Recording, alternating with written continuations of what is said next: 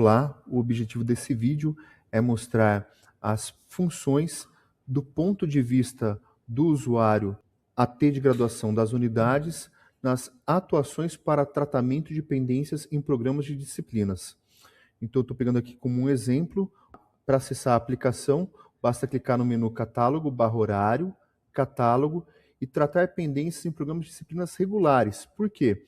Quando a gente trata de disciplinas que têm ementa variável, como tópicos, seminários, no caso de pós-graduação, leitura independente, estudo dirigido, esses conteúdos devem ser inseridos no menu Horário e inserir programa em disciplina por oferecimento.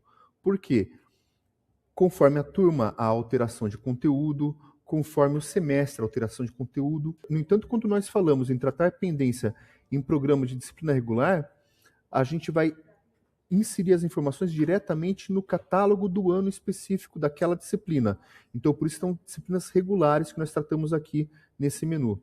Na parte superior, nós temos os campos para filtragem. O primeiro campo mais relevante seria a coordenadoria. No caso do IFISH, tem 3 coordenadorias de graduação.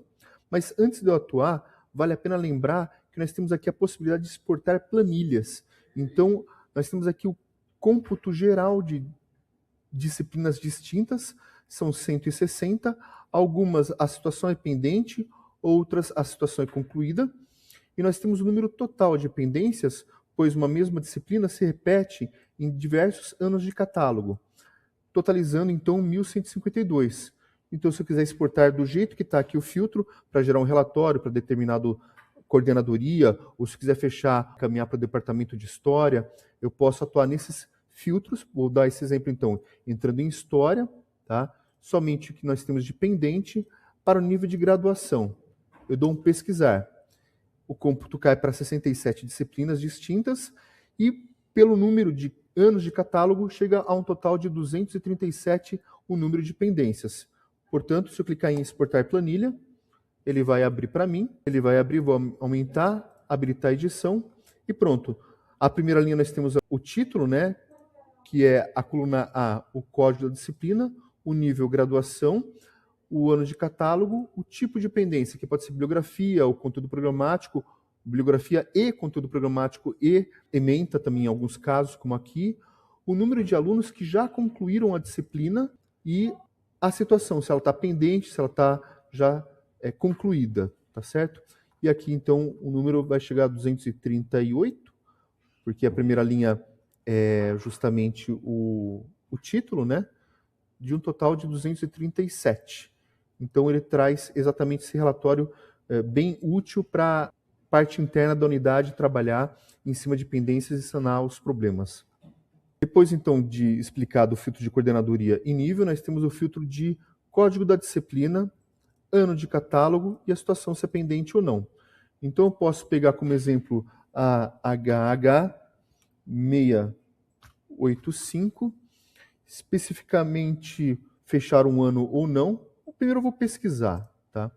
E aí nós temos que a HH 685, ela tem pendência de conteúdo programático, bibliografia e ementa em 83, em 88, mas em 2014, o conteúdo programático e bibliografia já foi sanada. Olha o status, concluída, tá? Isso impactou positivamente 38 alunos que cursaram este ano de catálogo 2014 a HH 185.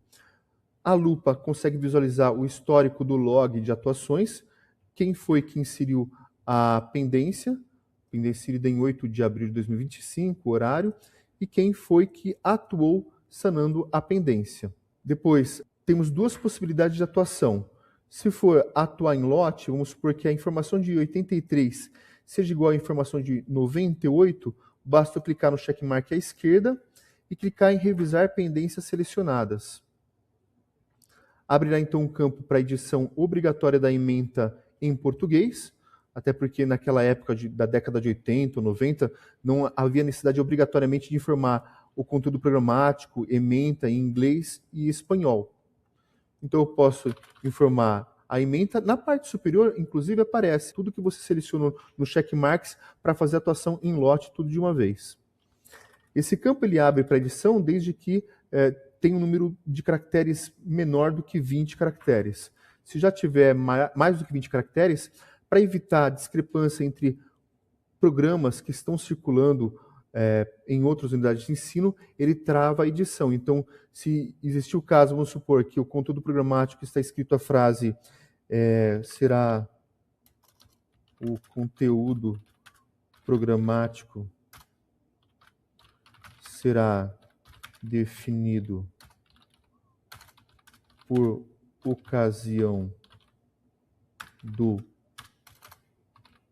oferecimento, o sistema, nesse momento, ele vai detectar que tem algo aí dentro e ele não vai permitir que a unidade consiga fazer a edição. E esse é o caso que a unidade tem que mandar para a DAC e a DAC fazer a edição desse campo, para, evidentemente, travar a possibilidade da unidade ficar alterando conteúdos para diferentes alunos que cursaram a mesma disciplina no mesmo ano. Então é por isso que esse é um caso que, se salvar, se tiver dessa forma, a unidade tem que mandar para a DAC atuar. E a bibliografia também tem um asterisco laranja, mostrando que ela é de conteúdo obrigatório. Tem que ser preenchida. Se eu clicar em confirmar, ele vai pedir, então, para confirmar, que vai resolver as pendências. Realmente, né, um enter, assim, sem querer, que esbarrou e salvou. Então, é necessário entender que, alterado isso, não pode ser mais mudado. Existe o botão reverter, que mesmo que você confirme e ainda assim depois você verifique que precisava ter alguma alteração, você pode entrar em contato imediatamente com a DAC e a DAC consegue reverter, mas por uma única vez. Eu ainda não vou salvar porque eu vou fazer a atuação pontual. Vamos supor que eu queira atuar não em lote como mostrei da primeira vez, mas somente aqui, em 1983. Então, nesse caso, ao invés de usar esse checkmark, eu posso vir diretamente no lápis e editar especificamente a HH 685 de 1983.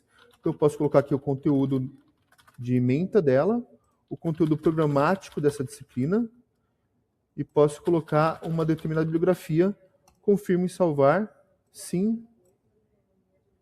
Nesse momento, pode ver que você não consegue mais fazer checkmark para mudar novamente, para justamente evitar esse risco de entrar de novo na disciplina de 1983 e criar uma outra informação que, vamos supor que a Universidade de Lisboa tem em mãos um aluno com uma informação de conteúdo programático diferente de um outro aluno com outra informação.